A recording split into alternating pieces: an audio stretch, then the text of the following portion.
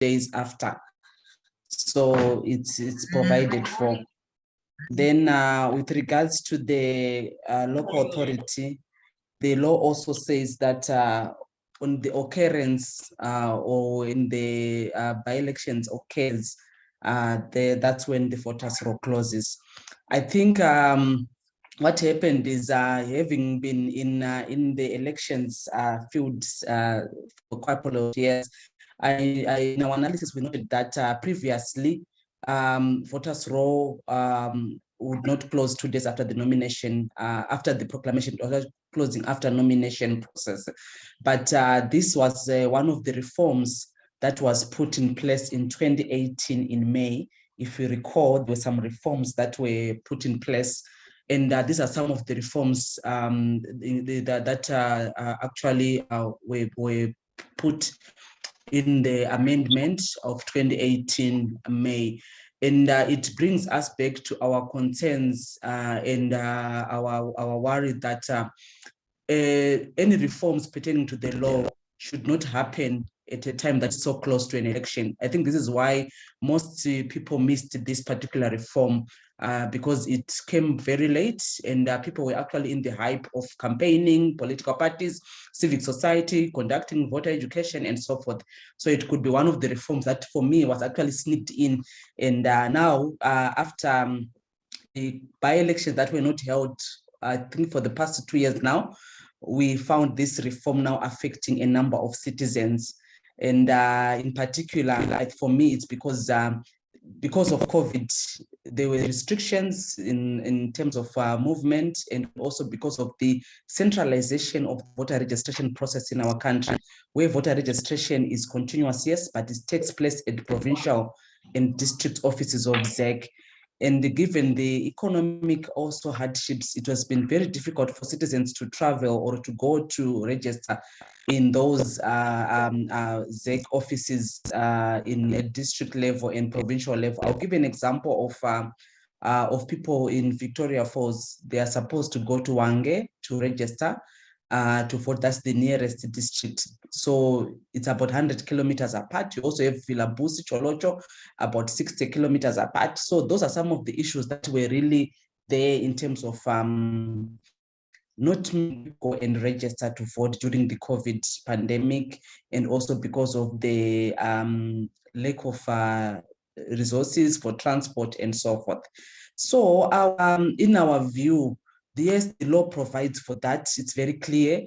But as Zestin, we're thinking that probably because of COVID, especially with that argument, they in areas where there are by-elections, so that as many citizens who are eligible to vote are also enfranchised.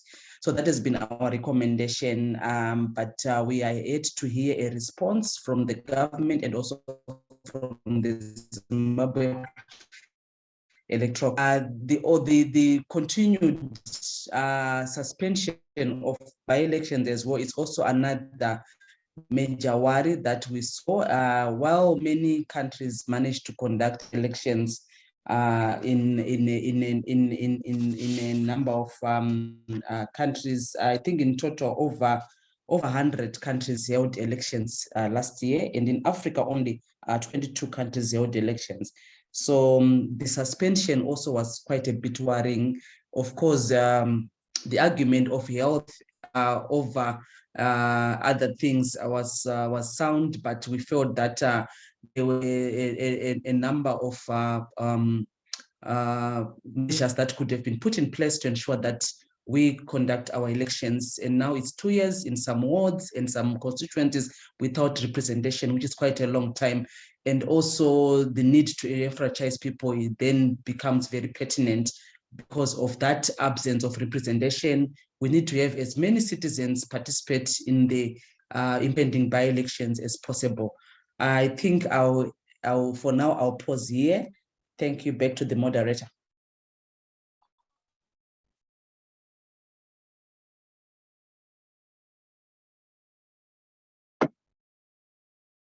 Okay, thank you, Ellen. Thank you for that presentation and introduction into the subject. Ellen is from ZESNI, and she speaks about the electoral reforms and that it was a reform that she feels was snuck in at the end of it all, and the way it was snuck in causes us to think that maybe it was deliberate, that people do not realize that that is the new reform, and people were in the hype of campaigning, so it is possible that they could have missed that reform, and hence they thought they had enough time to register as well. At this point, I'll invite Jabu Mhlanga from Zimbabwe Human Rights Lawyers to give us his presentation or his submission or thoughts on the issue, and also a legal framework to it and a human rights perspective to his thoughts towards the closure of the voters' roll for the by-election. Good morning, everyone, and thank you, Kuku. Are you able to hear me?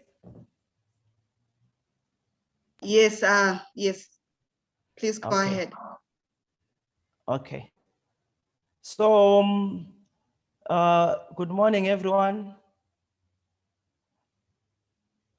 I was asked to give a presentation on by-elections, and like Ukuku said, the topic was on the implications of the untimely closure of the voters' roll for both local authority and National Assembly ahead of the upcoming by-elections. So to kickstart our conversation, I would have wanted to give a definition of what elections are, but I'm assuming that every one of us here present is aware of what an election is. A brief definition of what an election is. And I want to sum it up and say it's a process where we are given as citizens an opportunity to elect our leaders who run. And if you go to the internet, there are various definitions of on what an election is. Some they define it as a process of selecting a person for a public office, or of accepting or rejecting a political proposition by voting. And some have defined it as a formal group decision-making process by which a population chooses to hold public office.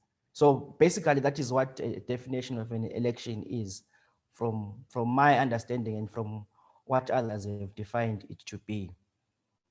But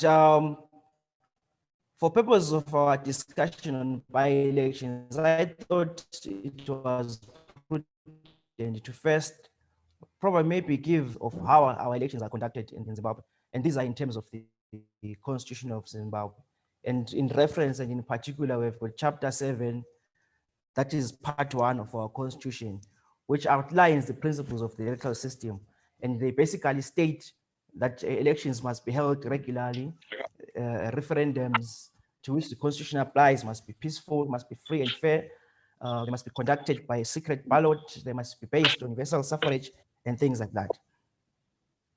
Are you able to hear me? I'm hearing there is some feedback from the background. Hello? Yes, we can hear you. Okay. We can hear you loud and clear. You can go ahead. All right. So I was talking about the general principles of an electoral system, which I have said that they must be held regularly.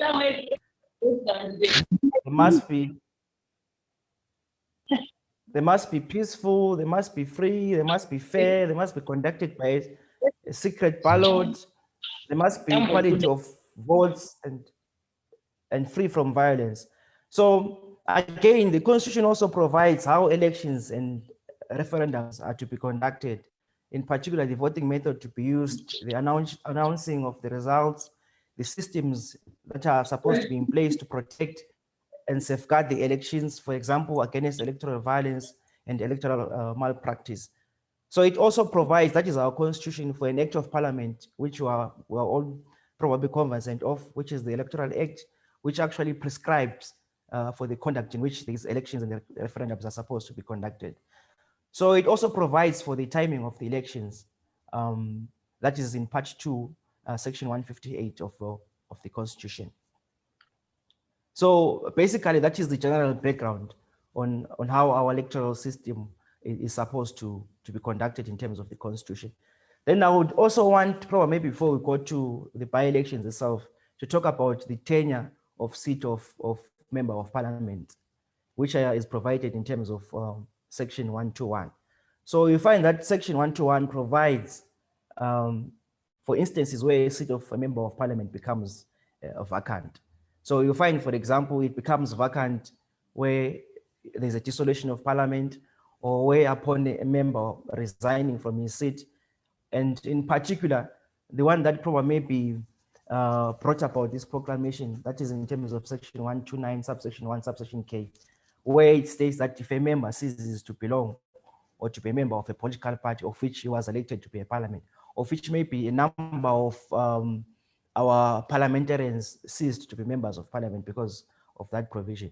So it also provides that if a member has not been a member for a political party, where he was not a member of a parliament and then becomes a member of a political party, those are some of the things. So I thought probably maybe I should just give that background.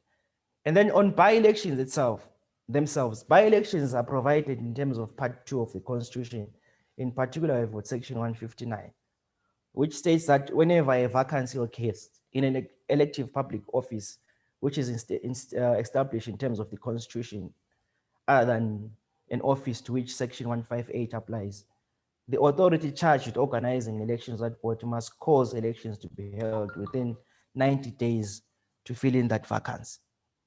Are we together?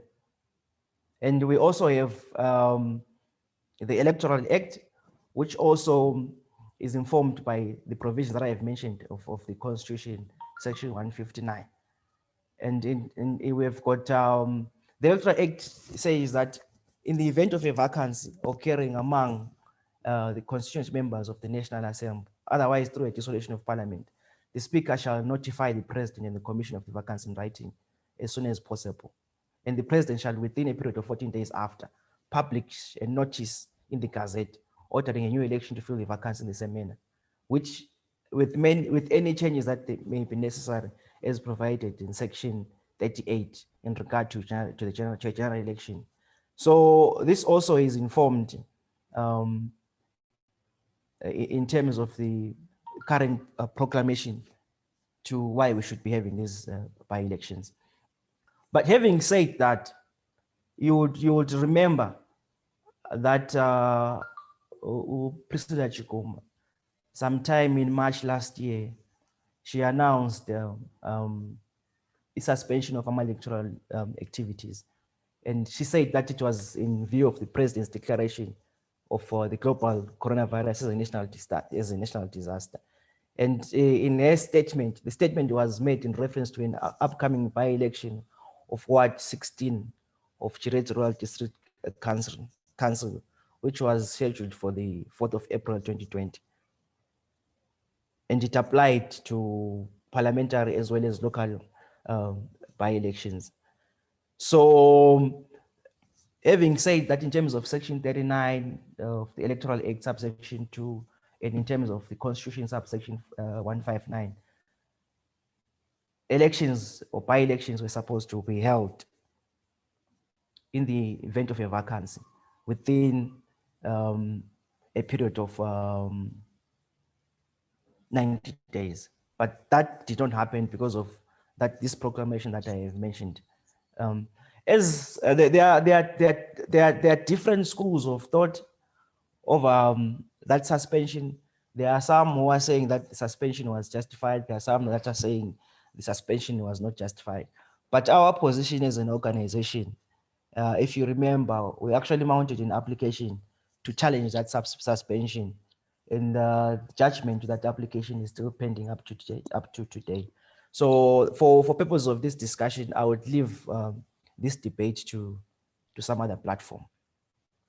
So now we've got Statutory Instrument 2 of 2022, which was a proclamation by the President of Zimbabwe, which was calling calling for the holding of the by-elections for seats of parliament, which had become vacant as a result of members of parliament ceasing to be members of political parties. References to section 129, subsection 1, subsection K. And also some members died, and also some members were reassigned to other posts. So the statutory instrument, as I have said, it provides for the reasons why there is need for us as a nation to conduct the by-elections because of the vacancies that I've made reference to. So statutory instrument 2 of 22 also provides for the process and procedures leading up to the by-elections. For example, it provides for the dates for the commencement of the nomination court, which is set on the 26th of January 2022. It also provides for the sitting of the nomination courts in the various provinces throughout the country. In particular, here in Blawa, we've got Court 5 at Trade Court, Magistrate Courts. It also gives the date for the elections, for the by-elections themselves, which is the 26th of March 2022. So my take is that in terms of the provisions of the law, the Constitution and the subsidiary legislation, which is the Electoral Act, my view is that the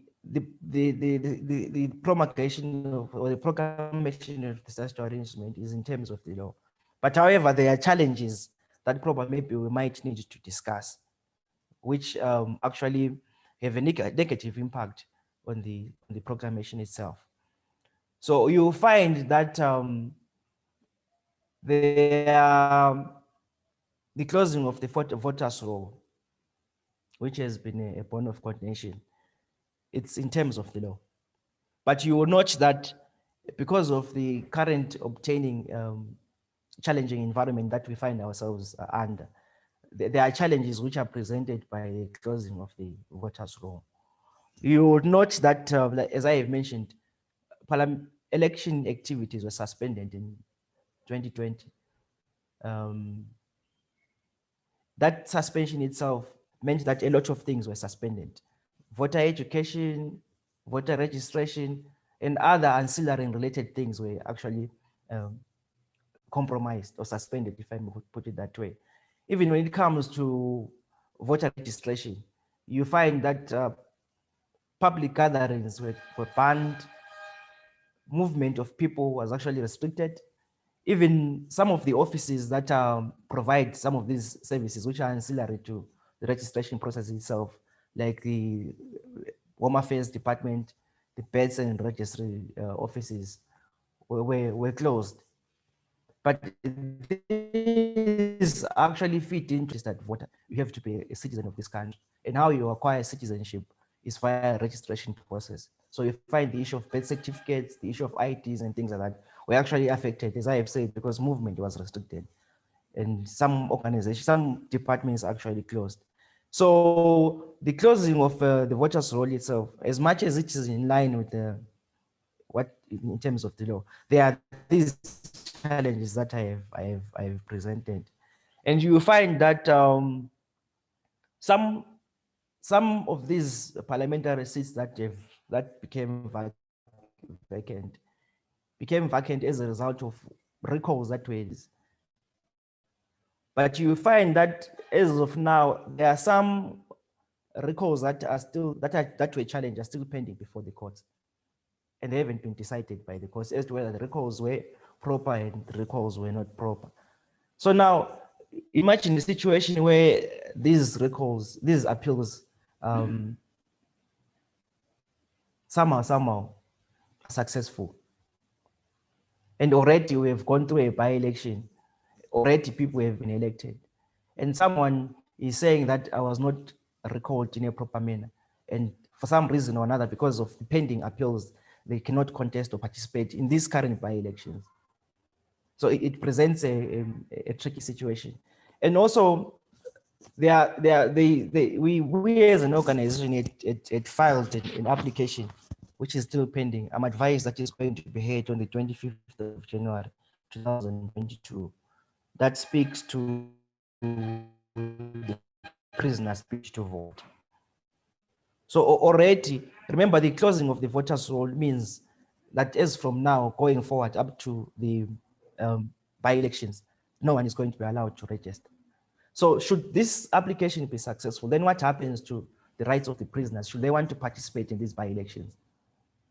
Although the reprieve is that this closure of the voters' roll only applies up to now, up to the by-elections. After the by-elections, people can then register and then participate in the upcoming national elections. But this is a challenge, and these are the challenges that we have managed to pick up as an organization, to say, as much as it is within the confines of the law, there are these challenges that we have to consider as a nation or as a country. So as a way forward, I would have maybe proposed that the relevant stakeholders, we engage ZEC and the Minister of Justice to highlight some of these issues which are actually affecting these upcoming by-elections, and probably maybe advocate for a special window period to give adequate time for some of these issues to be actually ironed out, like the voter registration, and probably there is need for adequate consultation amongst the concerned political parties on the preparedness of the nation on the by-elections. But by and large, in terms of the law, save for that suspension, which was done in terms of a proclamation in 2002, where we have said as an organization that was legal and we challenged it. In these other, the rest of the things are in terms and are in compliance in terms of the law. So in a nutshell, this is what I had prepared for my presentation in terms of legal provisions for the by-elections. So I'll refer you back to Madam Moderator. And then obviously, if there are any questions, I'm still on standby.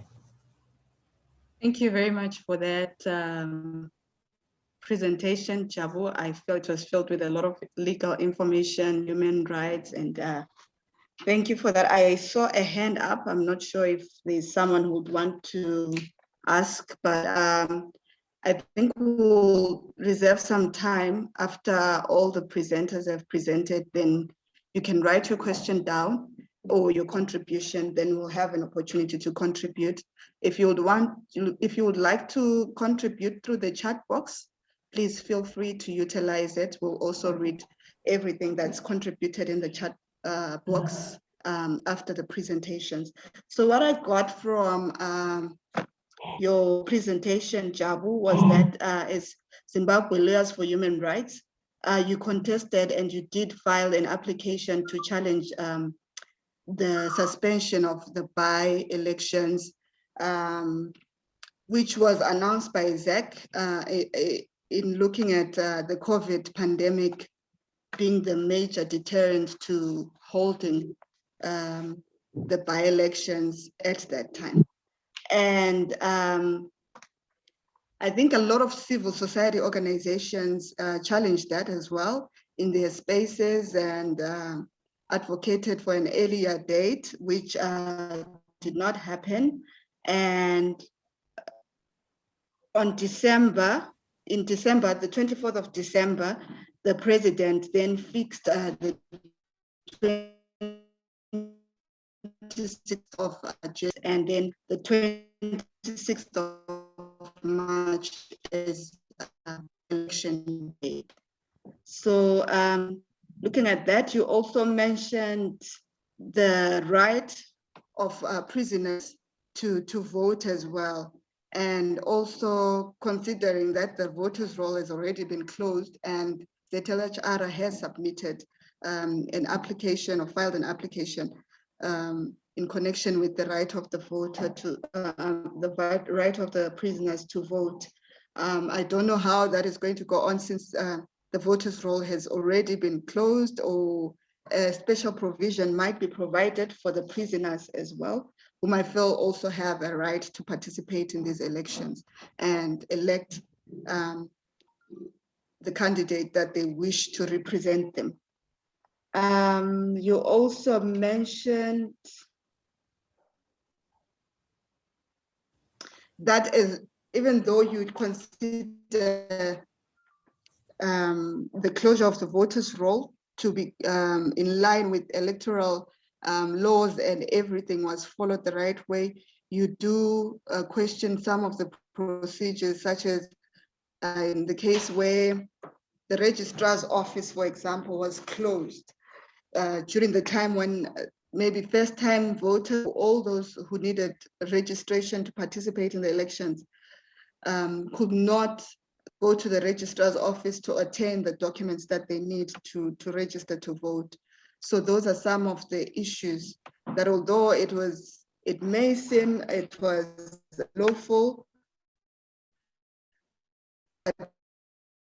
there were other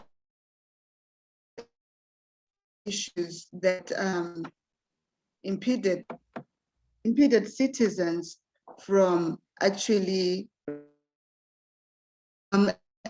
at this point in time, I invite Dr. Roderick Fayayo to give us his submissions and his views and thoughts. Also, and what are the civil society's thoughts and positions on the issue, and also do you feel that the closure was an okay thing to do, or was it a rightful thing to do?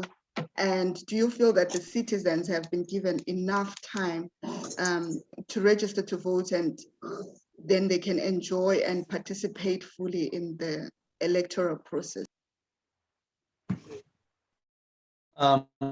Thank you. Thank you very much, Madam Chairperson. I hope you hear me loud and clearly. Loud and clear, Doc. Go ahead. Thank you very much. I am not so sure if I will be able to respond to the questions that you have put to me. But what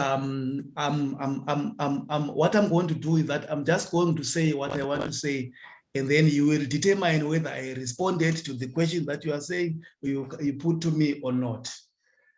Thank you very much for inviting me to be part of this engagement. I think it's very important, especially given the time where we are. I also noticed that when we already have heard Ellen, who is an election guru, and he has laid the ground in terms of the electoral processes, and you have already heard somebody from the Zimbabwe Lawyers for Human Rights, who are our legal gurus. What then remains probably, if you have dealt with the electoral processes and you have dealt with the legal processes, what then probably remains for me is to deal with the political issues. So in my presentation, I am going to try and deal with the political issues. And I also want to say that as EKAYA Vote 2023, we have worked very well with ZEC.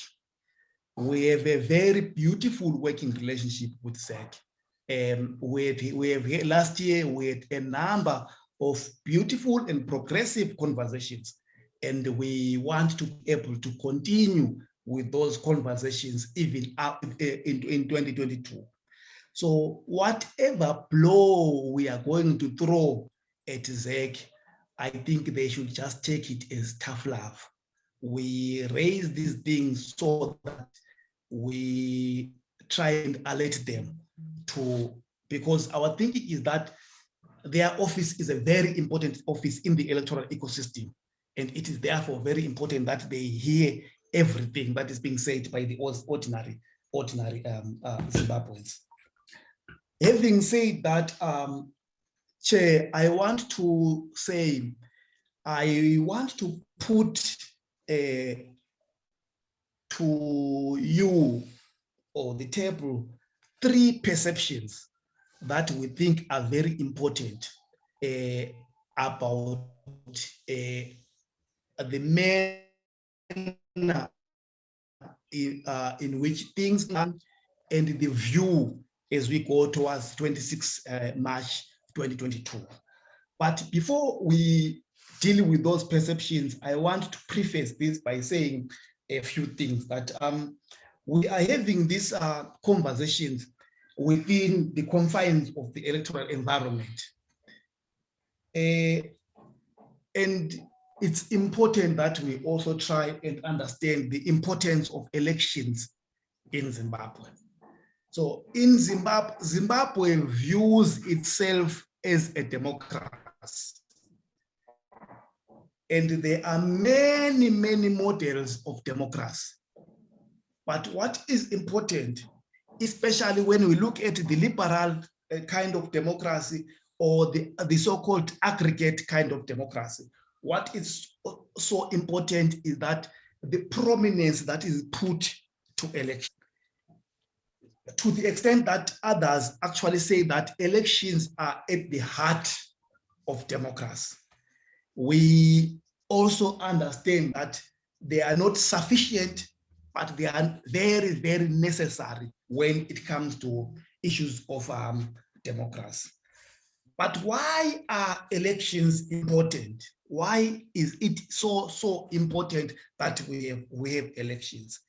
There are a number of reasons, but I just want to flag or toothpick 3 or 4 reasons that I think are important.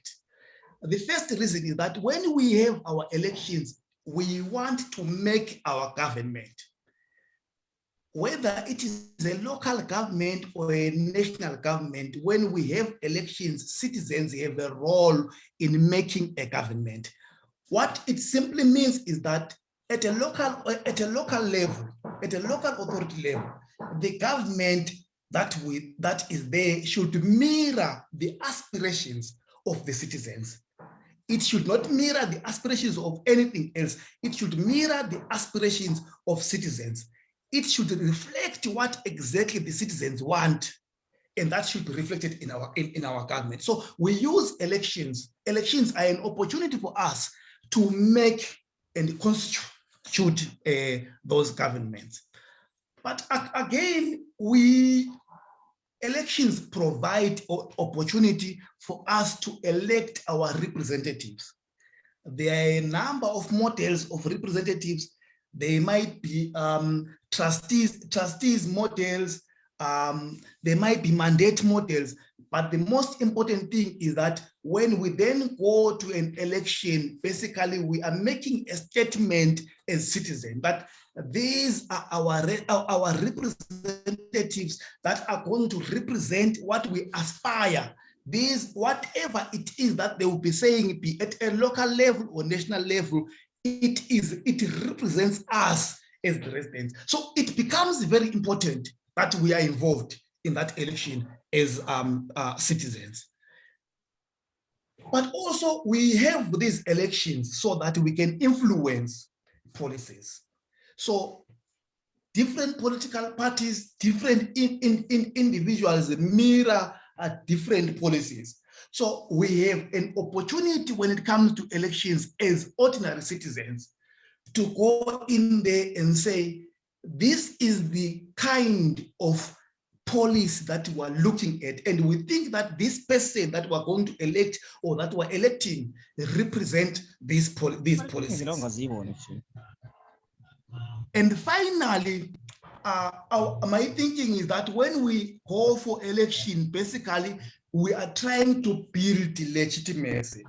So when we try to build legitimacy, the electoral process therefore becomes very important.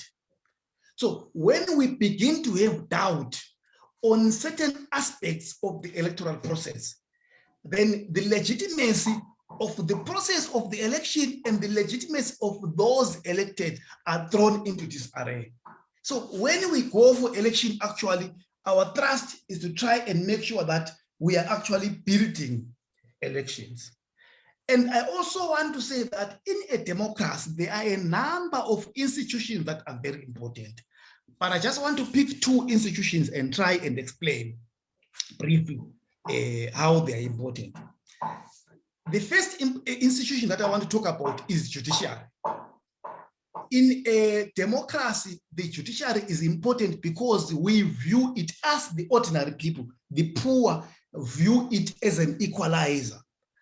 Our perception or at least theoretically, is that when you approach the judiciary, it is a place where all of us, whether you are rich or poor, women or men, old or young, it is where we are given the same ear, the same eye. All of us get the same treatment when we go to the judiciary. That is why, if some of you have been following events in South Africa, when one minister threw the legitimacy of the judiciary into the dustbin, the Chief Justice had to come out and say, we think that if there are issues against the judiciary, please put them on the table.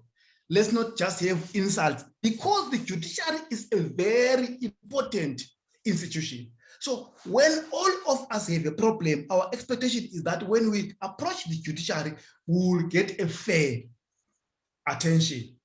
It is neutral, it is an equalizer. The second institution that is important is the Electoral Management Board. The Electoral Management Board is very important precisely because it is supposed to be neutral. It is also supposed to approach all political parties and all citizens fairly. If that does not happen, then we begin to have a serious problem. That is why when ZEC announced that they were suspending the voter registration plates, and immediately after that announcement, there is a pronouncement that we now are supposed to go and do our voter registration program. But even before that, when ZEC then tells us that the whole of 2021, only 2,000 people were registered, we begin to have serious problems, because we begin to say, in all the 10 provinces and all the budget that has been put for ZEC to operate, if they can only operate and register 2,000 people, the whole of Zimbabwe, what does it mean? We begin to have problems. And with that background, Chairperson, I then want to put on the table 3 perceptions that I think are problematic in as far as we move towards either 26 March or 2023.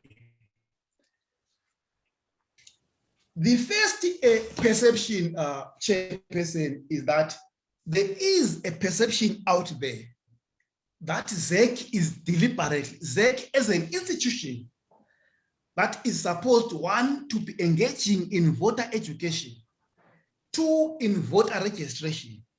There is a perception that ZEC is trying to close space and trying to ensure that as few people as possible register to vote. There is a perception, Chairperson, that ZEC is engaging in voter suppression act, that the current environment where very few Zimbabweans are registered is actually not only a direct result of the doing of the actions of ZEC, but it is also within the interest of ZEC to make sure that as few people as possible register to vote. The second perception, Chair, that I want to put on the table is that there is a perception that there is a conflation between ZEC and ZANU, that sometimes it is very difficult to distinguish between ZEC and ZANU. And those who raise those issues raise the issues of the by-election and say, what was happening?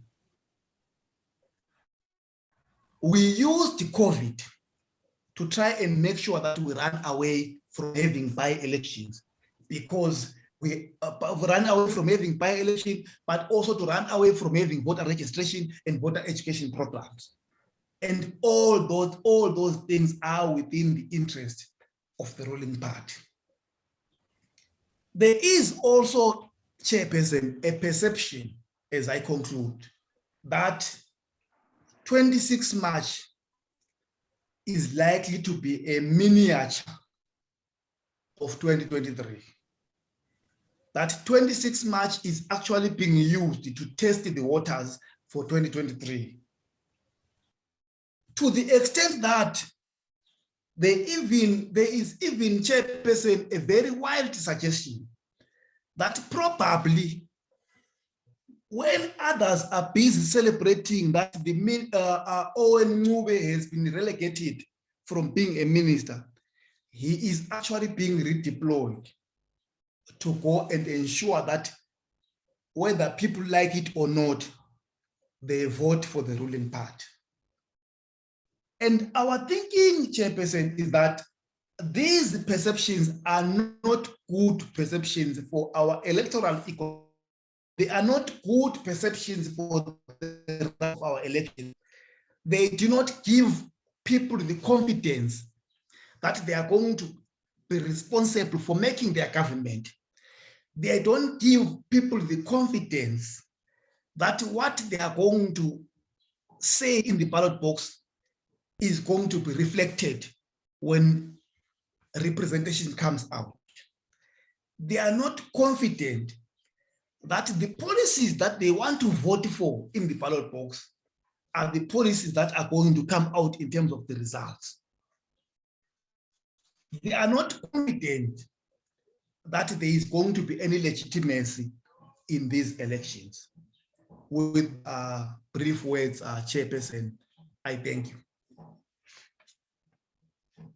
Thank you for that presentation. Very informative analysis, Dr. Fayayo. You raise issues of importance of the judiciary as an equalizer, crutch that the poor citizens or the ordinary citizen can lean on to say this is what is going to equalize everything. And you also spoke of the perception that the closure of the by-elections, rather the postponement or suspension of the by-elections because of the COVID pandemic might have been a deliberate move to shrink and to close the electoral space and to sort of infringe the rights of citizens to vote at that time. And also you mentioned that you think 26 March is a miniature of what is going to happen in 2023 when we have the harmonized elections, and that you think it's a way or a tool that is being used to test the waters and see what happens in March and then prepare or rather plan for 2023.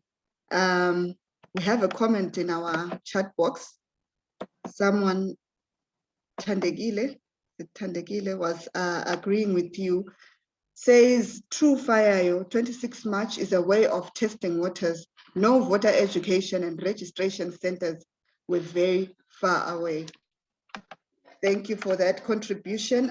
With that being said, I will open up the space to everyone who would like to contribute, to make their contribution.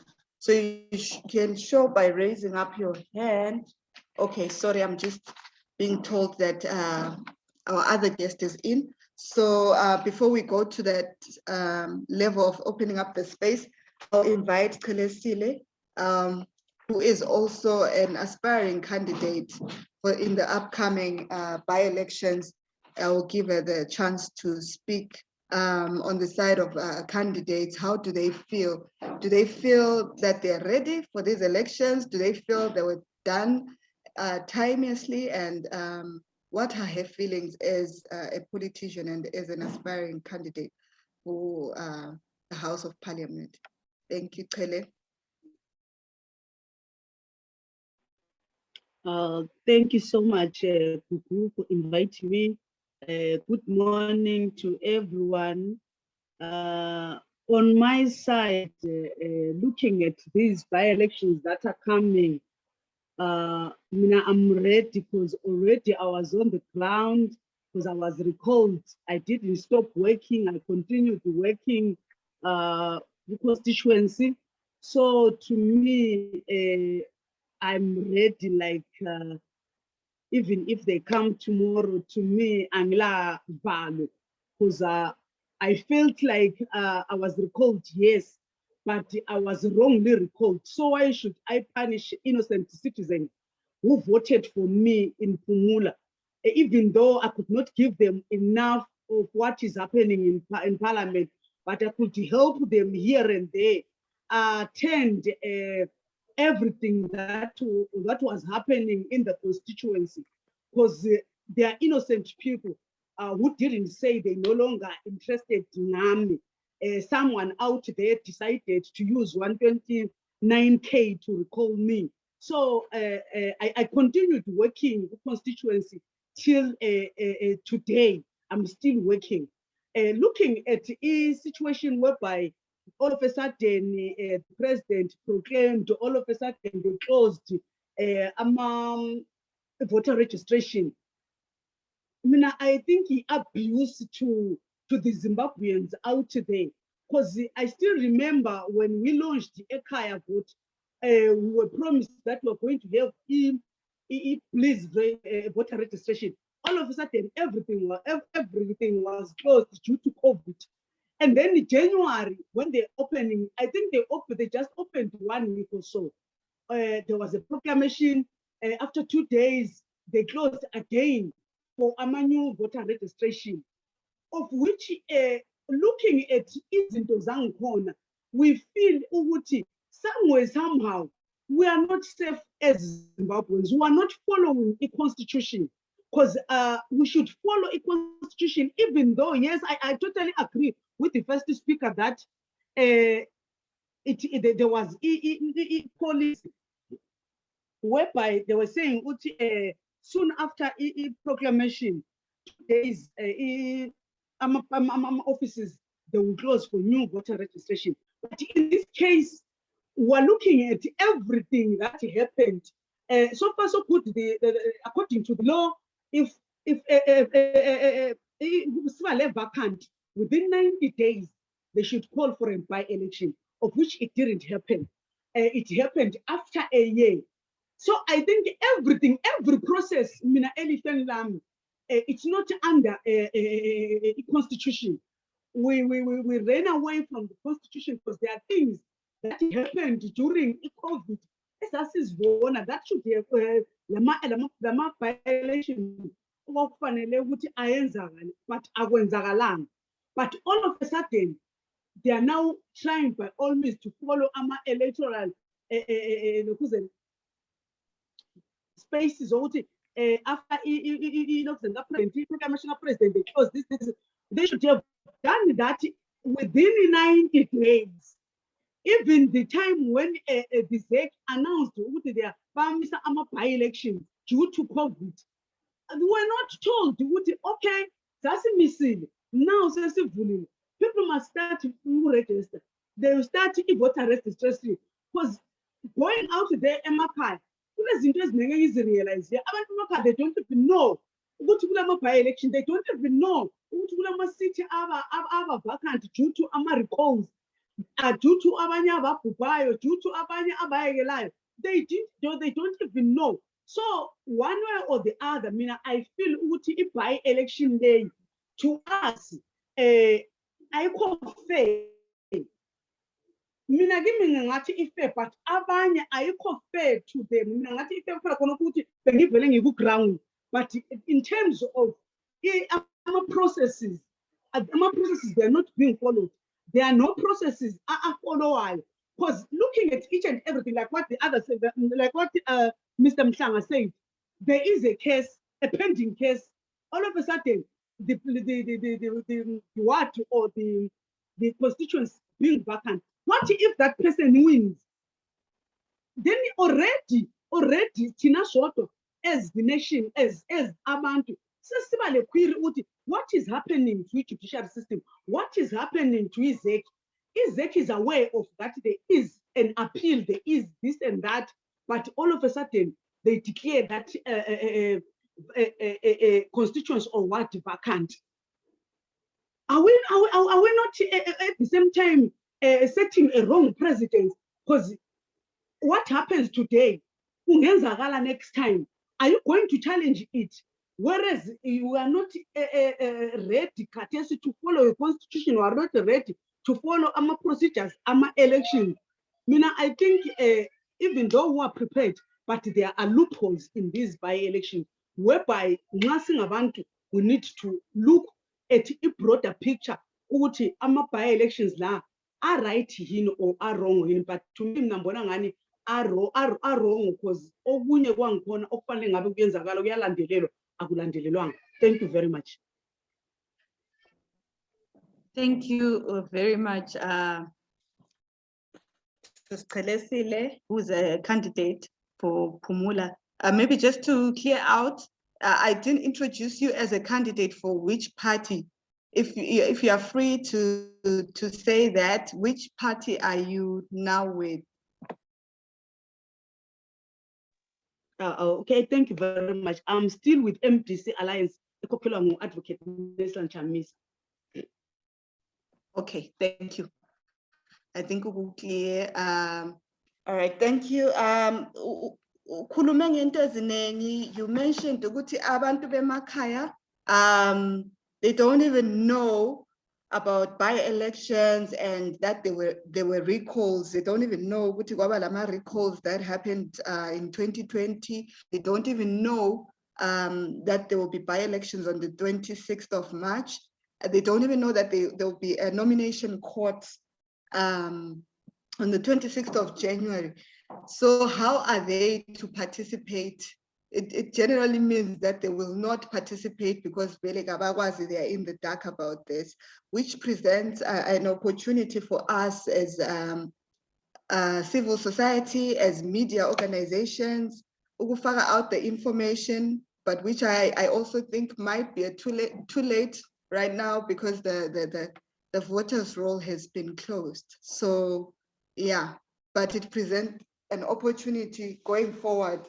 There's a lot of work in Makaya to be done in terms of voter education, in terms of information dissemination on elections, and thank you. I will read a comment in our chat box from Primrose Kumalo. She says, "This is nothing new. This is nothing new that ZAC is doing. They've been doing these types of shenanigans from the way back. My question is, how can ZAC be forced to change? Because clearly there is something that needs to be done. Something else that can be done to force ZAC to change." Then also Moyo also says, "Thanks for clarification, Dr. Fire." Yeah, thank you. Those are the comments from books that I will read. And then I'm opening now the floor to everyone who would like to comment. You can show by raising your hand. I can see Sibangani Dube, your hand is already up. Please, you can comment.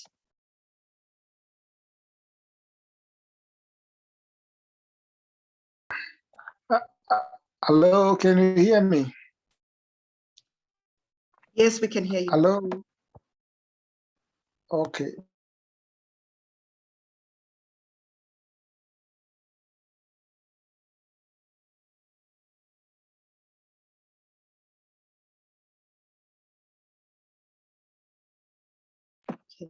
Sibangani, now we can't hear you. We could hear you, but now we cannot hear you.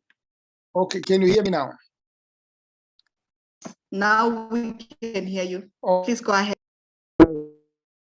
Yeah, my contribution basically is that the whole thing about the elections in Zim, the by-election thing, it unfortunately falls within the broader scope of things when it comes to elections in Zimbabwe. The biggest problem that we have in Zimbabwe is the architecture of our country is messed up with the formation of ZANU-PF way back in 1963. And in South Africa, people talk about state capture. Zimbabwe as a state was captured with the formation of ZANU-PF, which basically laid the foundation for everything that we are seeing here. The architecture, designers, framework upon which Zimbabwe is premised is meant in such a way that, created in such a way that the citizens of the country do not have the right to exercise their democratic rights to choose a candidate of their choice, to choose a president of their choice. How many presidents have they changed since independence? Look at Botswana, how many presidents have they changed since independence? Look at Namibia. Namibia got independence recently. And right now, as we speak, they are preparing for the fourth president. South Africa, the presidents. But did the Zimbabwean problem go to the foundation, the political system? ZANU-PF does not want people to exercise their democratic right. And recently, with the upcoming of this whole thing of the coup, they pressed a reset button to say they want things to go back where it was in 1980, where ZANU-PF does not believe in democracy. They believe in the institutions in Zimbabwe.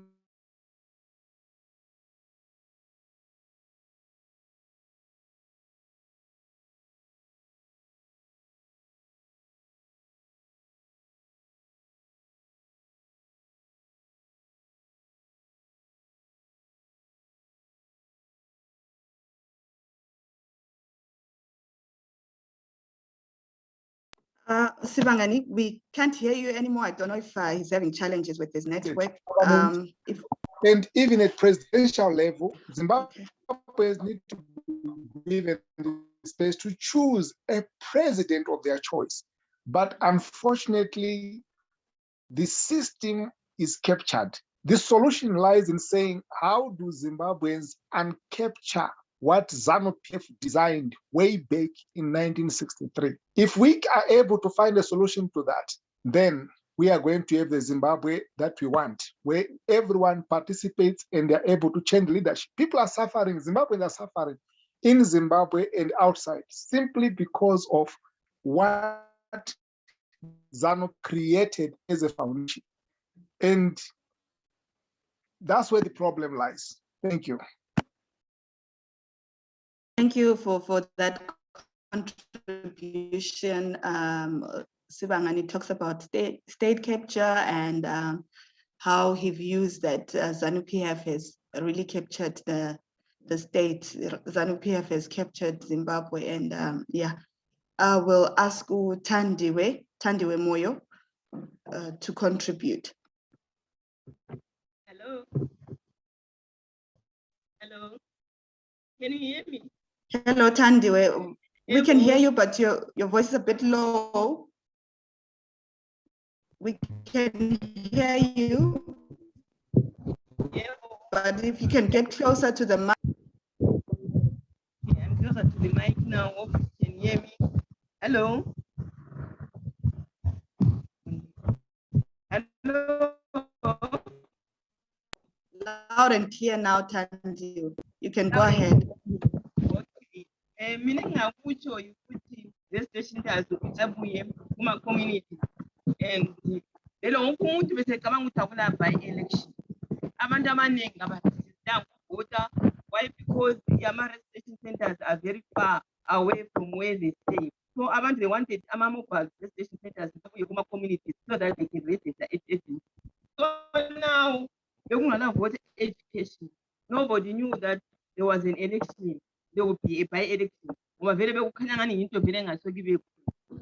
Surprisingly, I just saw them by-election. Yet people, they didn't even register. And we expected to take online registration so that people register to vote.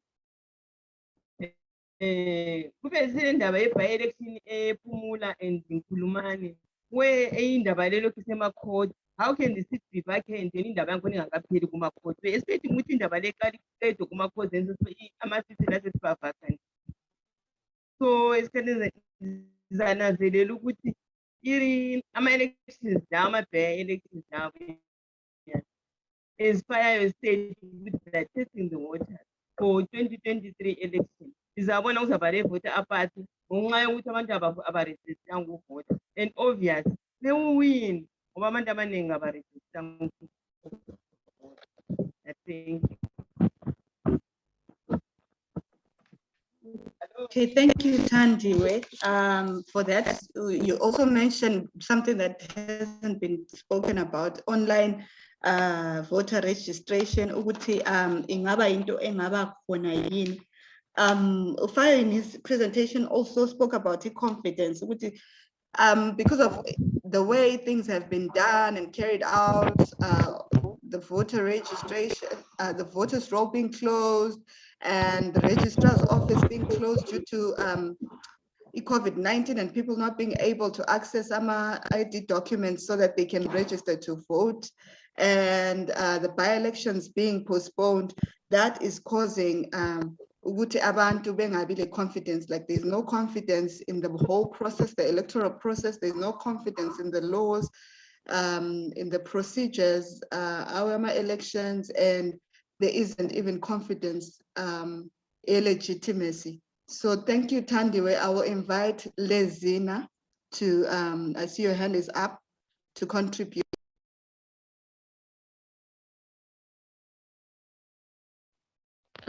Morning, everyone. My contribution, or rather my question, is on the prison voting. What proof will we have as a people that all those prisoners are registered voters? Number two, if they do agree for the prisoners to vote, allowed to go into these prisons to observe the voting process. Number three, I'll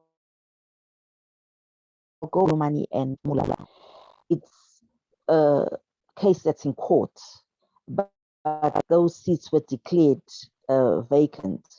So where it's conflict, are these people still in parliament or not? Who do they go and vote for? Do these candidates are going into the election? How? Are they told to go into the election? Are they accepting? Because I feel if you're saying you're going into the election, that means you're accepting what you've lost to the courts, or I don't know, maybe I'm to us. If they're agreeing to go into this by-election, that means they're agreeing what they've lost to the courts. Thank you. Thank you, Lesina. You raised pertinent questions. I'll ask our presenters, Dr. Fayo and Jabu, to please note those questions. I will just, after the,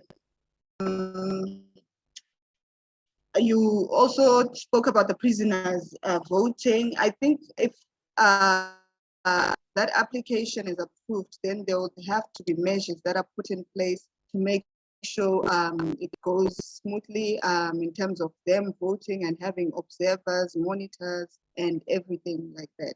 That requires, that comes with voting. We'll ask Kolani, your hand is up, to present, and then I also have Prudence and Watt 17. So Kolani, please make.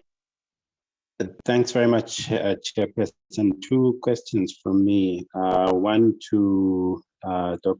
Fayayo. What's your view about how best to promote citizen participation in elections?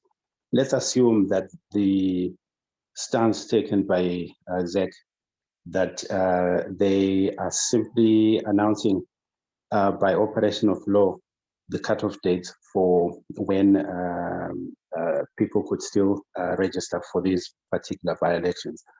Let's assume we work with the population that's available, that's already registered. How can we encourage interest and participation in elections? And then for Ellen, I just want to find out, I know ZEC recently published a list of organizations that it said registered and whose materials need to be reviewed and approved essentially by the Commission. Of that list, I know there are hundreds of other civil society organizations who have something to say about elections, but are not necessarily registered with the Commission. What's going to happen with those organizations? Can they still register? And if they are saying that these are organizations registered for 2022, does it mean those are the only organizations who this year can conduct voter education work and essentially the advocacy work that we see with that organizations like ZESNI does? So those two questions. Thanks very much. Thank you, Olani. Dr. Fayayo, please note that question. It has to do with ZEC accreditation for voter education. What happens to the civil society organizations that would want to register? Is it still something they can pursue, or is it too late for the 2023 elections? Yeah, if you could respond to that later on, just note it and then we'll come back to it. Thank you. I will ask Prudence to contribute. Thank you. Thank you. I hope I'm loud and clear, and I'm sorry because I have background noises. I'm at work. Thank you so much for this talk. But see, mina ngokubona kwami, if possible, can I speak in Ndebele? Ngokubona kwami, honestly speaking, we all know that our elections vele have we are only discussing because we have to, and they are there. But in all earnest, over the years, they have never ever brought any value, anything to change our lives. We can always say, like one lady says, who at 17, she's ready. And I would ask who is not ready, to those abarikholwayo, because abantu mabakukhethile waxoxwa politics. You are not obliged to ukuthi khona khona wena uphume because politicians have said uphume kukanti wena vele usebenzela abantu. So as readiness, I think our candidates must be ready ngoba bebevele besebenzela abantu njengosisi ochilo leo okaward 17. But my challenge is I'm giving it to us, or particularly Lina ama NGOs, CSOs. I think it's time, rather than having these talks as in just so, let us go further, because I know you are working very hard in voter education, very hard. Elections and trying to point out flaws and all those things. But obviously it has never brought any change. But now that the world is focused on Zimbabweans, as a culture emazweni amaningi, now that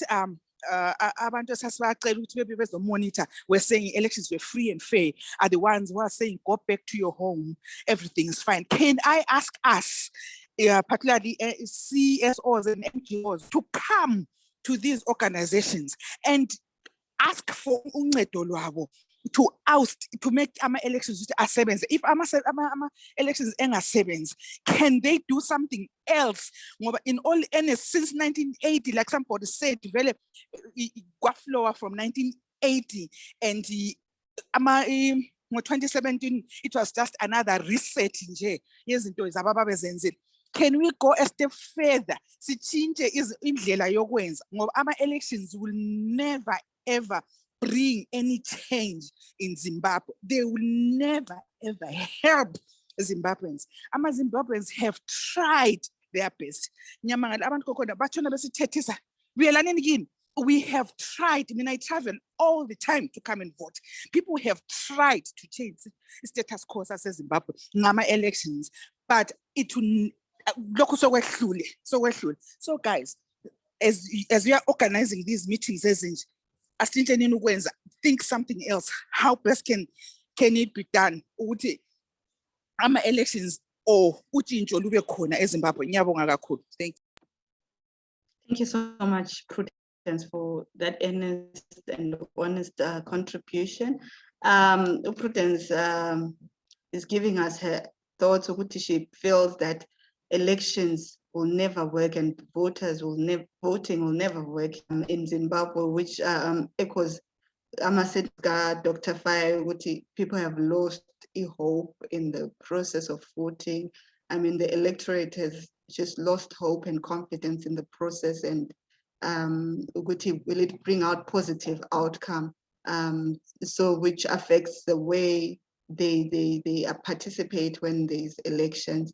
Ngiyabonga Prudence, and then I'll ask what.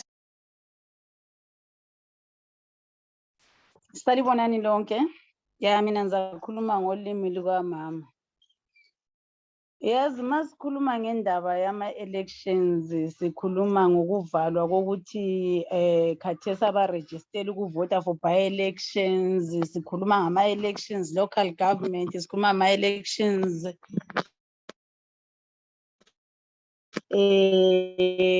our ma-MPs. Engingakutsho ukuthi vele thina government yethu isisehlule, iyasehlula njalo iyehluleka, yikho manje ngizama ukusho iyehluleka igovernment yethu. Okokuqala, nxa ilizwe likhangela ama-election ungakhangela systems awe-registry qala ukuthi khona ngilomntwana ole-18 years uqeda isikole ufuna ukuyathatha isithupha, ehlule ukuthatha isithupha umnyaka uze uyephela.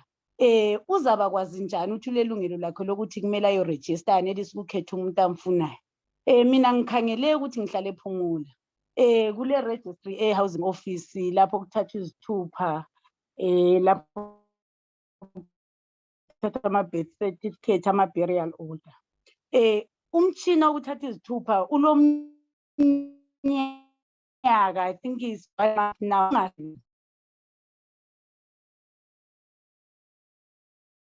Uhambe kwezinye indawo lapho kuthathwa khona izithupha akusebenzi okuyizikhona lokho. Ukhangele ize kuke kwaba le 2 weeks yona ngokwayo eyiyo ebekhona people registering and the people getting IDs yabanzima. Akula muntu okukhangelayo, bacabanga kuphela ukuthi bafaka amalanga ukuthi by-election imhla kabani, i-closing date ye-nomination imhla ka-26, i-by-election ikhona mhla ka-26 March, khona phana kumele abantu bahambe bayovota. Abazihluphanga ukuthi indlela yokuyafika kwi-election ukuthi abantu barejistile basithembisa ukuthi bazakwehla basilande emawadini lapho esihlala khona, sizorejistele eduzane sikhuthaza abantu ukuthi barejistele lapha abahlala khona. Akwenzakalanga konke khonokho. So vele ungayikhangela igovernment yethu aso government yabantu, but i-constitution ngeyethu thina abantu. So kukhona thina njengaba singabantu, mina ngizacela kakhulu kuma-CSOs ukuthi kabancedise ukuthi abantu babekwazi ukuthi i-constitution yiyo enga-drive ukuthi i-government le iphumele kumbe itshintshe ukwenza, ngoba izinto abazenzayo sizwe izinto ezirayi. Because ngelizwe eli-right khathesi singakhangela kuthiwa sikule i-passport, sesingathatha i-passport masinya ngomtshina ngingingi. Kuyini okwehlula ukuthi sithathe isithupha sirejiste ngezinto zonke zona lezo? Kuqakathekile izinto eziqakathekileyo eziyekele. Sizathathela nama-passport sisiya ngapha basixotsha khona vele. Why bengaconsideranga this by-election bananzelela ukuthi izinto ze-election ziba computerized, nganelisa ukuthi ngithatha isithupha ngihle ngikwanisa ukurejista khonapho. kodwa kumele ngithathe i-passport ngiyangaphi vele khona lapha abazangixotsha khona ngiyakwenzani vele i-COVID khona vele khathesi. We are living with COVID elokhu ivala but the people are considering ukuthi let's get passport to go away. Yes, it's a right ukuthi umuntu abe le-passport but bekumele bayenze izinto eziqakathekileyo ukuthi sanelise ukuthola izithupha ezindaweni zethu lapho esihlala khona. Akusebenzi okuzindawo khonokho okukhona ngivela khona khathesi ngingakangeni umhlangano lowo ngisiya-check-a ngoba kulabantwana abafuna izithupha asebelomnyaka befuna ukuyathatha izithupha. So what will change vele nge-government yena le ekhona? So izinto zangikhona vele zonke zinzima but ithi kuthatha thina futhi singabahlali singama-resident singabantu ukuthi sikunanzelele ukuthi khona singekele ukusukuma and voice out and speak out izinto esizifunayo lokuthi zenzakale lokuthi sithi bona babarejestileyo ngobuningi babo babe aware ukuthi sokulama by-elections akhona asambeni siyevotela umuntu esifuna ukuthi asilide lapho esikhona. Siyesiphozi ngoba ngakhangela izinto eziningi zenzakala abantu bengalalwazi bengakwazi ukuthi khathesi isimo selizwe lethu singaphi kwenzakalani izinto zenzakala vele wrong zonke. Ngiyabonga. Siyabonga. 19 I take it ukuthi ngusichelesile. Siyabonga for that contribution. Uyatsho ukuthi ama-government processes especially ubekhala ngama-IDs. Okay. She was talking about IDs, that it's a very difficult process and it takes very long for one to get an ID, and she doesn't understand why the emphasis is on getting passports, and the conversation is now shifting to this new e-passports when we still have a problem of backlog of a lot of unregistered, unidentified people who cannot participate in the electoral process. Nyabonga, thank you. Prudence, I'll just give you isikhathi esincane ukhulume and then I read the comments quickly. Isikhathi sethu singani sesi. Oh, sorry, that's Councillor's School. Sorry, I thought it was Bale Ward 17. That was Councillor Usku. Thank you.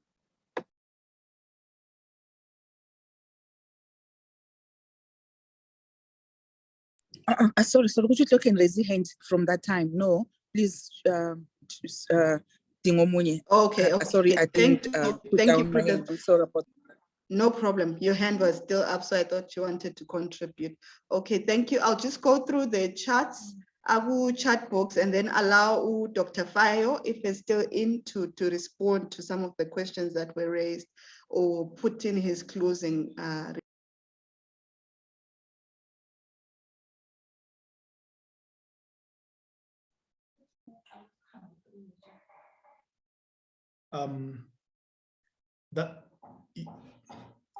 Thanks, Chairperson.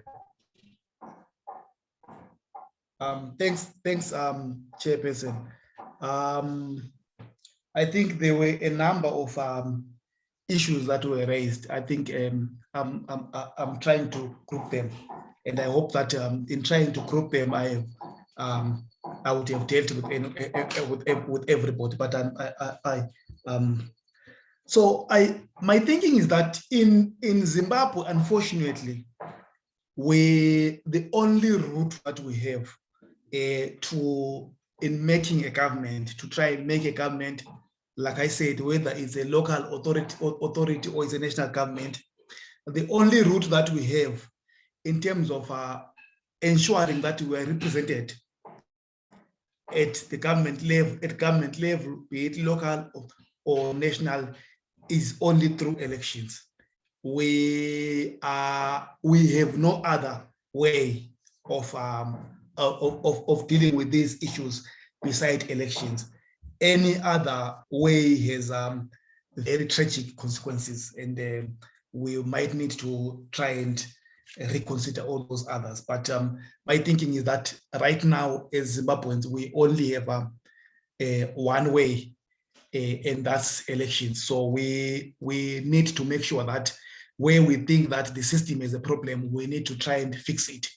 And I think we have seen in a number of times when Zimbabweans have complained about some issues and we have seen results.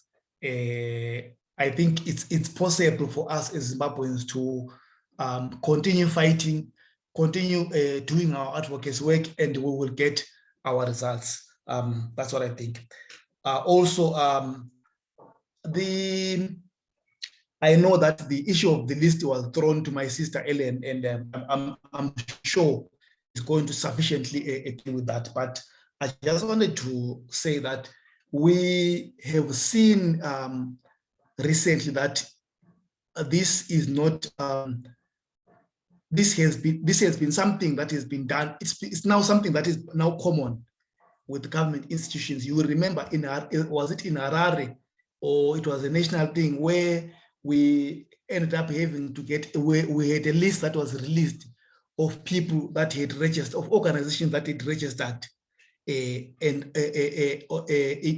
in line with the instructions. I think it was in line with the instructions from an official from Harare.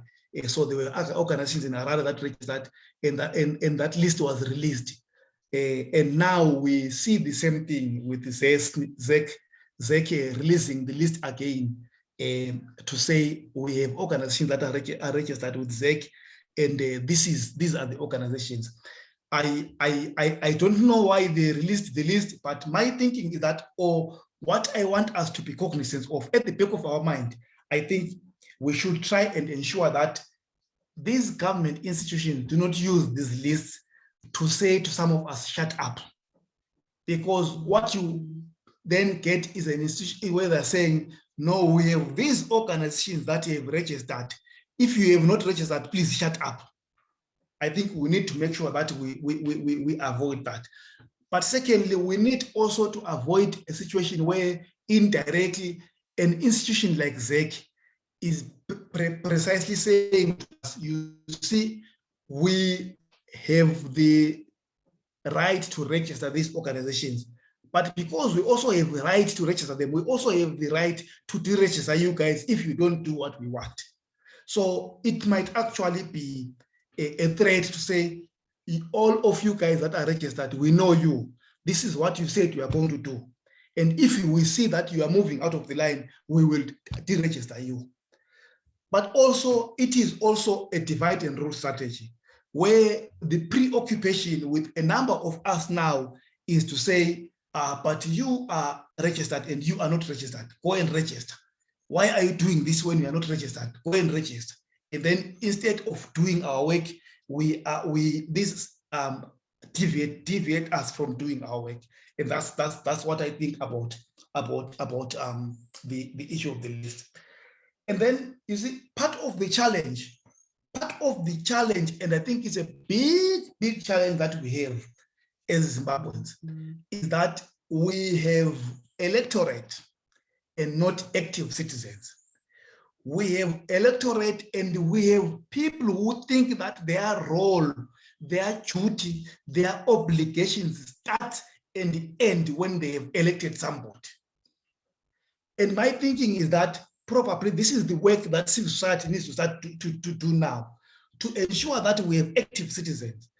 If we have active citizens, we have people who know that even after an election, we are supposed to proceed and evaluate the work of the people that we have elected. We are supposed to proceed and ensure that we keep the people that we armed. If they are going to parliament, we need to know what exactly it is that they're going to say in parliament. We need to tell them what they have to go and say in parliament. When they are coming from parliament, we need to ask them and say, what is it that you said for me is the work that civil society here says. But also part of the challenge is that all of us, especially in the electoral ecosystem, we view elections as a one-off event. And yet, if you ask my sister Ellen, who deals with elections every day and every night, she will tell you that the business of election is an everyday election. Once people have been elected, we have the duty to make sure that other people that are coming in continue to register. We have the duty to make sure that elected representatives are kept on their toes. So unless and until we shift, there's a paradigm shift in terms of our thinking, we stop looking at elections as a one-off event. We view elections as a cycle, because they are in actual fact a cycle. We are better off, all of us will then, we won't be having a problem where right now we have few people that are registered. But my thinking that, again, we need also to make sure that even those that are registered participate in as far as elections are concerned. So for me, it's more work for civil society. But also part of the challenge that we also have is that there is very little belief in our institutions. Our institutions are not independent enough to give us as ordinary Zimbabweans confidence that whatever we say and whatever we do, they will take it as it is. Our perceptions as Zimbabweans is that these institutions are controlled from somewhere. And because they are controlled from somewhere, we begin to think that no matter what we do, we are not going to get any help. So that is where you begin to have people saying, it's just a vote, it will not assist. No, but how can it be that these people who came in through a military coup, and these people know that when they did a coup, what they were going to face in court was treason, and then you expect them to leave power just like that? So these are the issues that we need to be able to respond. But my thinking is that as civil society, we need to be we need to build hope amongst society. We need to build hope amongst Zimbabweans and say to the Zimbabweans, these challenges that we are facing now are insurmountable. These challenges that we are facing now, other people faced before and they came out victorious. And this is what we need to begin to be saying to Zimbabweans. We need to instill confidence in Zimbabweans first before we instill Zimbabweans' confidence into the systems or institutions. And that's my view. Thank you very much, Madam Chair. Thank you, Dr. Fayayo, for wrapping that up. What I got, you said it's important that we be active citizens and not just the electorate. We come to life when it's elections, and then when there's no elections, we are back to not participating actively in either political or civil conversations. So it's important to learn that elections are a cycle and not just a 1 day or 3 months event. Thank you for that. We'll invite Ellen, our sister Ellen Dingani, to give her closing remarks and wrap it up and respond to whatever questions were raised. Okay, thank you very much, Madam Moderator. I totally agree with my colleagues, especially Dr. Fayayo, about the 26 March election, that it's going to be a mini election and political parties will be testing the waters. That is very true. And already we have already started seeing some indications of violence, and we are likely also going to see violence increasing towards the election and even towards 2023 harmonized elections, which is a worry. I will start by just addressing comments and questions just to clarify some of the issues raised by our audience. There was a comment about the need to migrate to online voter registration. I think this is a commendable idea, but we also need to take cognizance of that. With regards to fingerprint, it may be very difficult for us to migrate to online voter registration as a country, but we can adapt to what countries like Zambia have done. So in Zambia, you can input or you can actually fill in the form of registration, everything online, but you then present yourself physically just for the fingerprints. So what it does, it actually ensures that the processing of voters or potential registrants is faster, because once they just verify your information, when you present yourself physically, they take your fingerprints and it's done. And then we can also borrow from countries like South Africa, where at the moment a person turns 18, automatically they receive a message encouraging them automatically they are registered actually. Then they also receive a message that they've been in editors for. They actually work with the mobile phone operators to try and get that information of your mobile number using your identification document or your ID number, and they can send you a message. So we can actually also try to adopt such progressive ways of ensuring that our youth and also citizens register. So those are just two suggestions that I wanted to proffer to the audience, that we can actually try and discuss more and maybe make recommendations to ZEC. And then the issue of IDs and the excuse by ZEC that most people don't have IDs, especially the first-time voters. I think it was quite valid. We even responded as and encouraged the government to provide new mobile ID registration as well.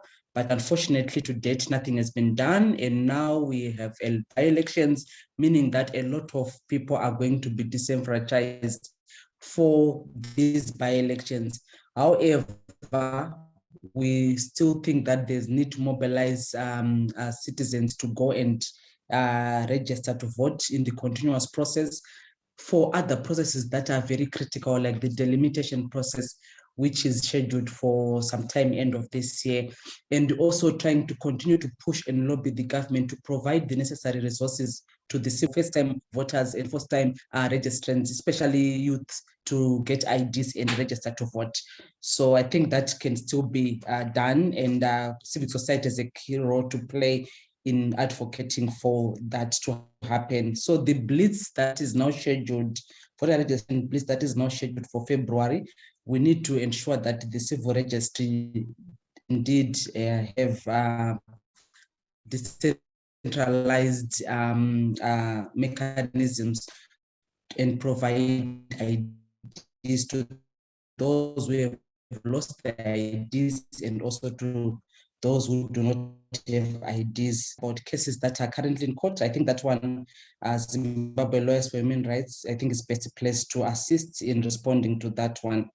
Then there was a comment and also the issue of prisoners' vote that was said by one of the participants that in Zimbabwe, we actually don't have that facility of having people in prisons vote. And it's one of the key recommendations or reforms that we have been calling for as an organization. It's also part of the comprehensive amendment bill that is before Parliament, that people or prisoners should be allowed to vote. But there are also some strong arguments that not all prisoners should be allowed to vote.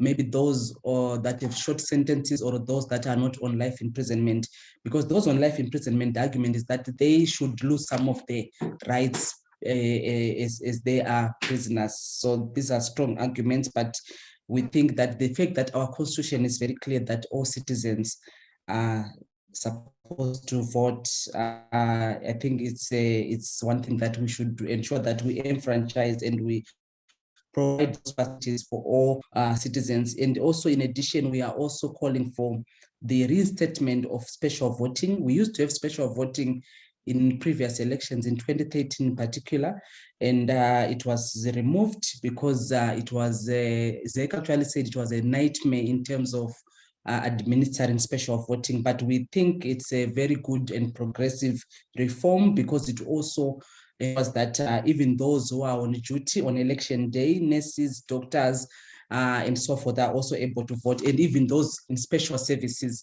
are also able to vote in advance through special voting. We are also advocating for the scrapping off of postal voting, mainly because I think there was a comment from someone that prisoners voting needs to be accompanied by strong mechanisms of ensuring that the voting process is monitored, there are agents, there are observers. So same applies with postal voting. There's no way of us observing the process. There's no way of us monitoring a huge challenge. So special voting will allow stakeholders to actually observe and monitor the process, which is advanced voting. And then the question from Mr. is answered by Zek in terms of what does it mean in terms of how can you be registered actually as civic society. We are not very sure the criteria, but what we know is that over and asking them to approve our materials for voter education. I don't know how they've put this list together in terms of compiling the list, but I think they used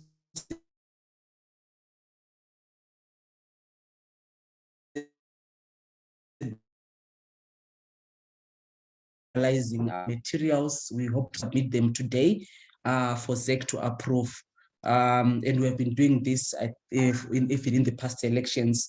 We don't have any like certificate that we are registered, but we know that we have been having our materials approved, and we have been asking ZEC to actually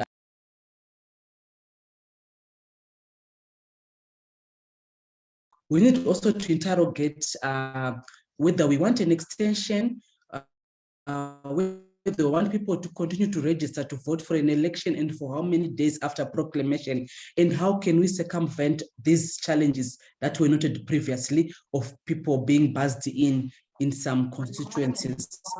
So that's the challenge that we have there as civic society or as stakeholders. We need really to be sure what exactly do we want. Do you want this reform that was, well, in my view, was sneaked into supporting arguments then for it to be put in place? So we need also to try and continue to have discussions around that and make we require as civic society and stakeholders to have data, statistics from ZEC at constant intervals.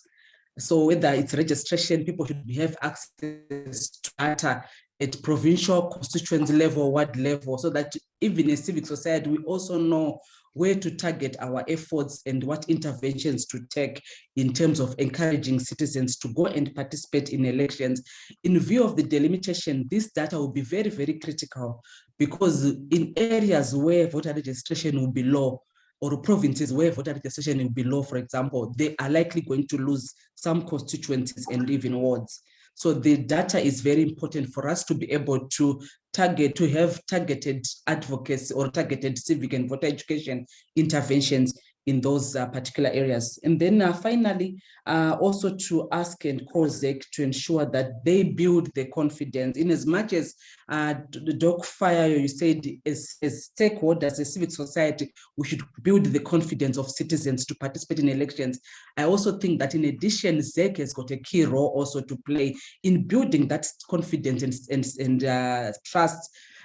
Because at the end of the day, if we don't trust ZEC, if we don't trust the processes, then it discourages citizens to participate in those processes. So we need ZEC to also put in place mechanisms that demonstrate and that clearly shows that they are committed to building that trust, they are committed to building confidence. And I think one of the issues is the issue of data, ensuring that sorry, there was some noise. So if I can just conclude, so there's need for ZEC to ensure that they put in place mechanisms like providing information timelessly, providing data, statistics timelessly, and continuously engaging stakeholders, civic society, political parties, media, women, youth, people with disabilities group. They should continuously conduct these stakeholder engagements and meetings, and we should ask questions, we should get clarification on any matters pertaining to the elections from ZEC. So I think those are my quick remarks and parting shots. Back to you, Madam Moderator. Thank you very much.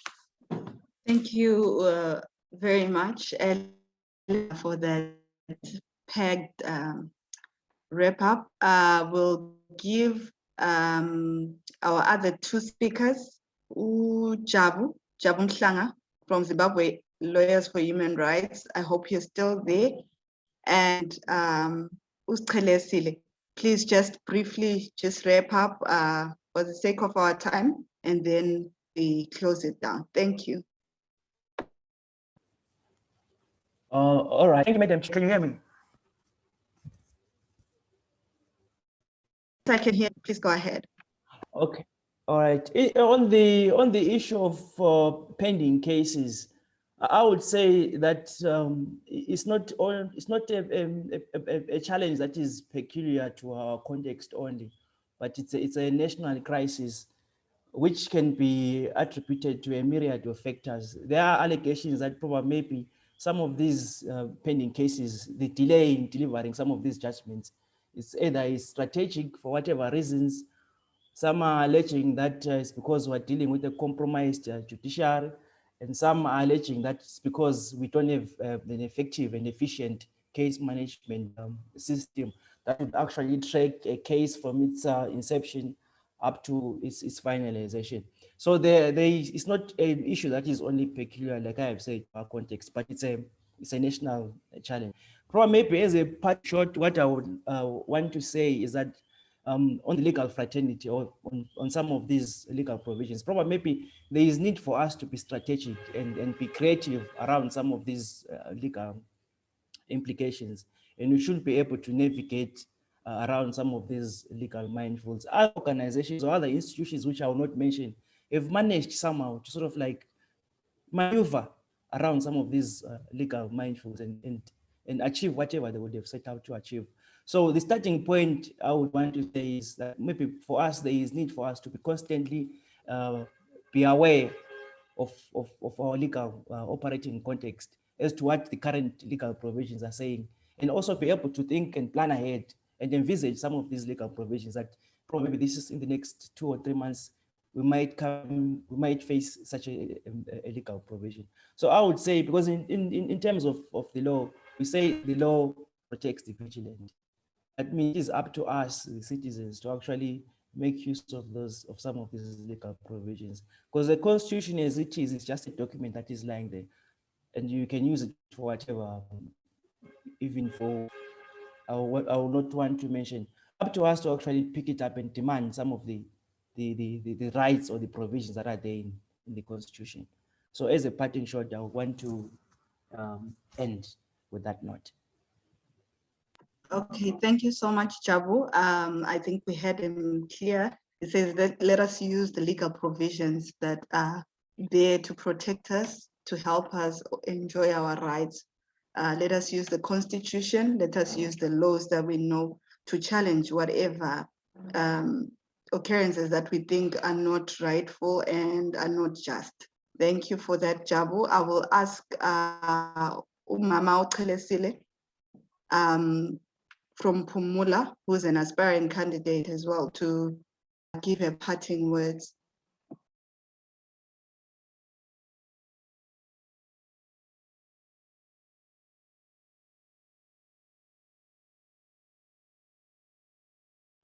Chele?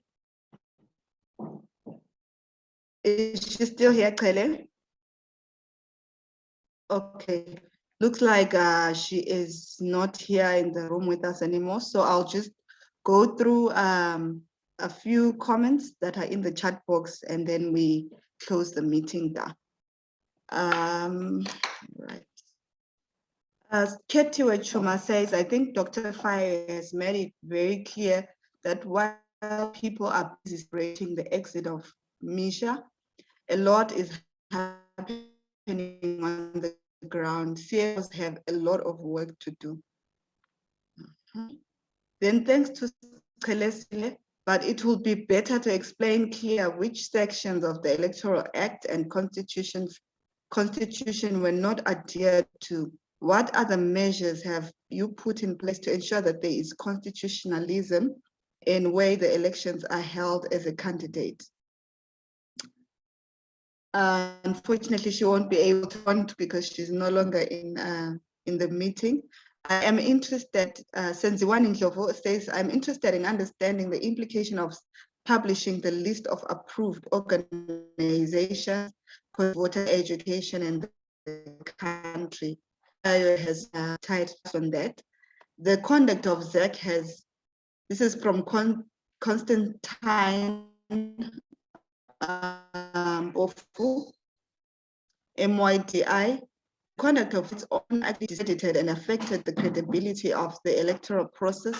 ZEC is obligated to register people and actually make it easier for people to do so. So it's absurd and ridiculous for it to position themselves as an institution that celebrates that a few people registered.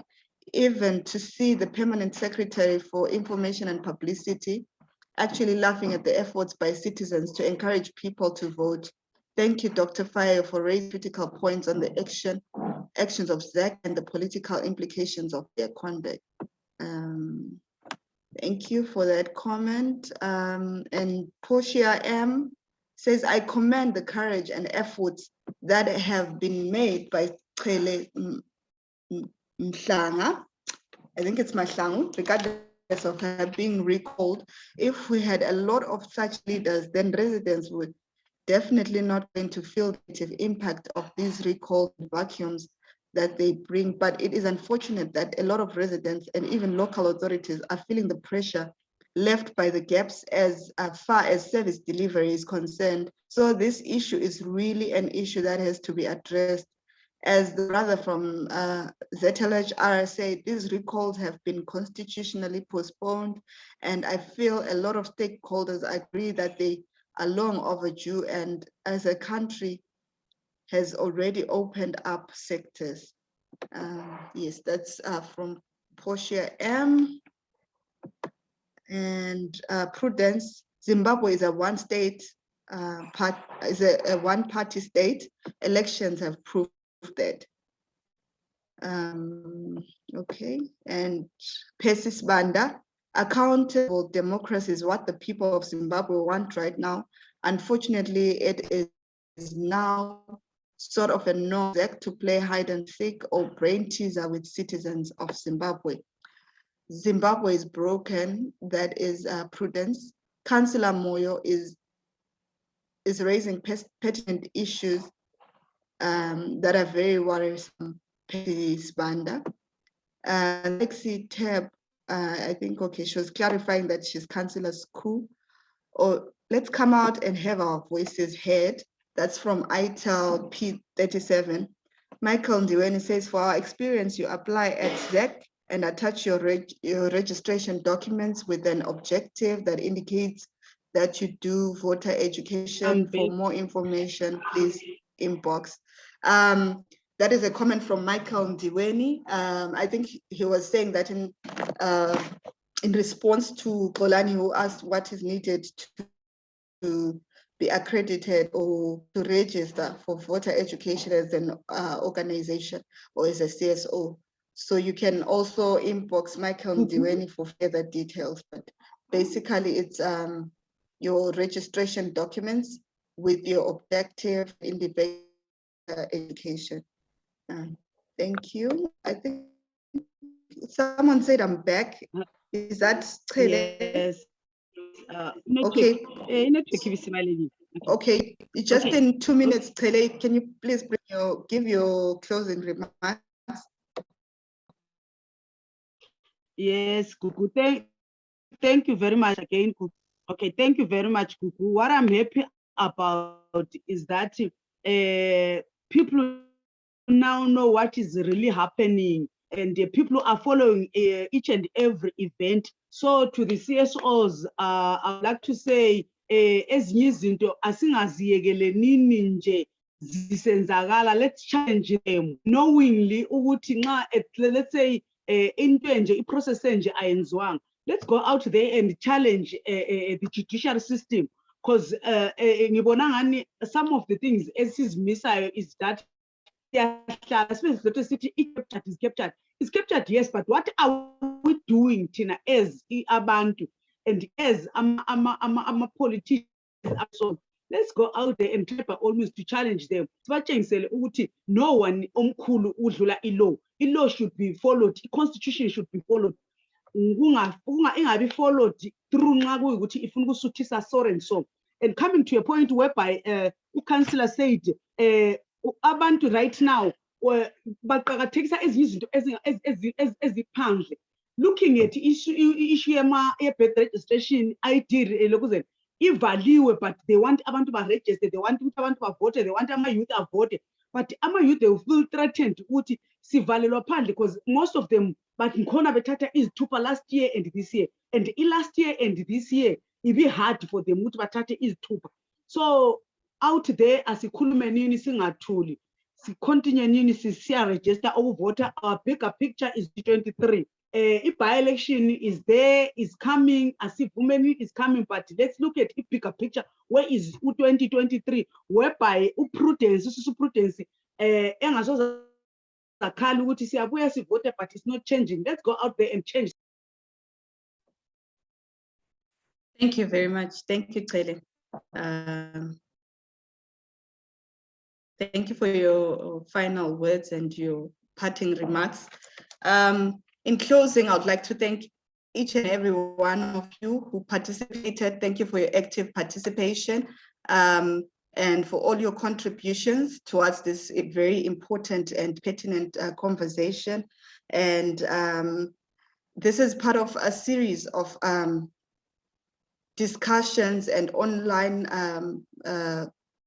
activities that is being conducted and initiated by WILD and in collaboration with EKAYA Vote 2023 and other stakeholders in addressing issues of elections, issues around voter registration and electoral participation.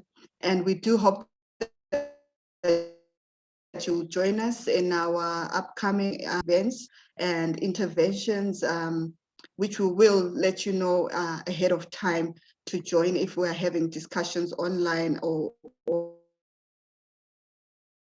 to thank my guests for today. Dr. Roderick Fayo, thank you for your presentation. Ellen Dingani from Zimbabwe Electoral Support Network, thank you so much.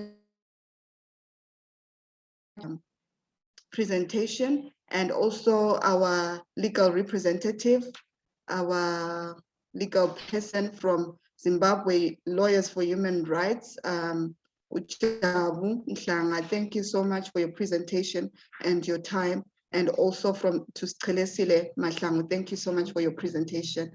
Thank you all and have a good day.